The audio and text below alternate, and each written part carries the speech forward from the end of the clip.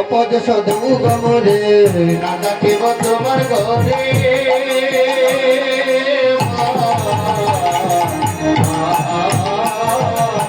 না থাকিব তোমার ঘরে অপদেশ দেও মা হইয়া বলো লদি ছোড়া ছোড়া রে মা হইয়া বলো লদি ছোড়া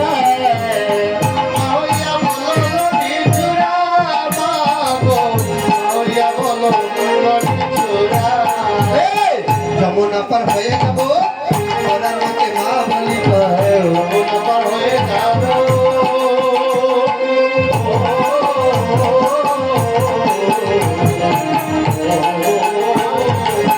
যমুনা পার হয়ে যাব ওরা আমাকে মা বলিব থাকিব তোমার ঘরে থাকিব তোমার ঘরে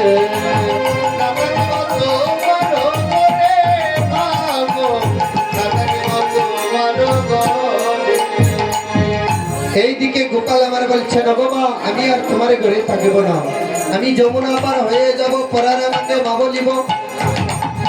এইদিকে যখন গোপাল আমার চলে গেলেন মা নন্দরানী পাগলের মতো হয়ে গেলেন, এগর ওইগর খুঁজতে লাগলেন গোকুলের মাঝে।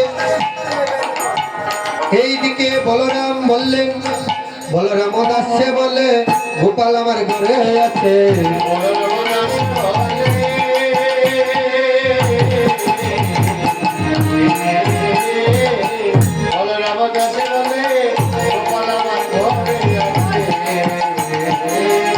এইদিকে মা নন্দরানী গোপালকে না পেয়ে পাগলের মতো হয়ে গেলেন।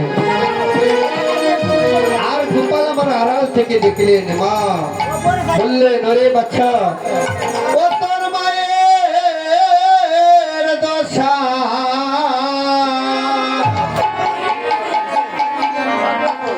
দেখে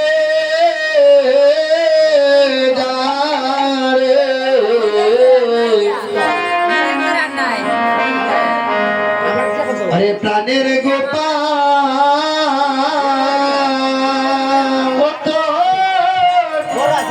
মায়ের দশা দেখে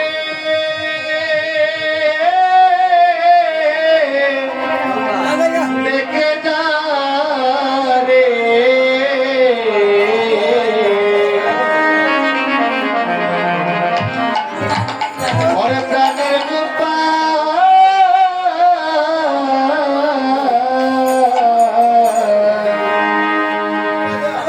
গোপালকে যখন অনুরোধ করে বলছেন রে গোপাল তোর মায়ের দশা একেবারে দেখে যা, আমার প্রাণ গোবিন্দকে না পেয়ে মা নন্দরানী পাগলের মতো কেঁদে কেঁদে গোকুলে বেড়াচ্ছে। আর এইদিকে গোপাল আমার আড়াল থেকে দেখে দেখলেন মা নন্দরানী গোপালকে না যদি পায় যমুনার জলে প্রাণ তেজিবে। তেমনি সময় গোপাল আমার মায়ের সম্মুখে আসে, বললেন মা গো আমি এসেছি, দেখো দেখো মা নন্দরানী আমি এসেছি, মা নন্দরানী মা গো আমি এসেছি, দেখো দেখো মা নন্দরানী মা গো আমি এসেছি।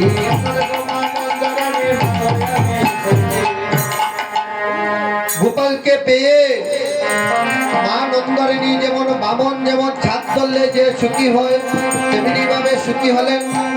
যেমন আকাশের চাঁদ হাতে পেল, যেন আকাশের চাঁদ হাতে পেল নন্দরানী জুড়ালো, যেমন আকাশের চাঁদ হাতে পেল নন্দরানী হাতে পেল আকাশের চাঁদে হাতে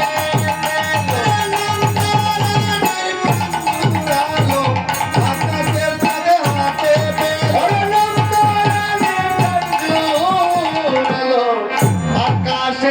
হাত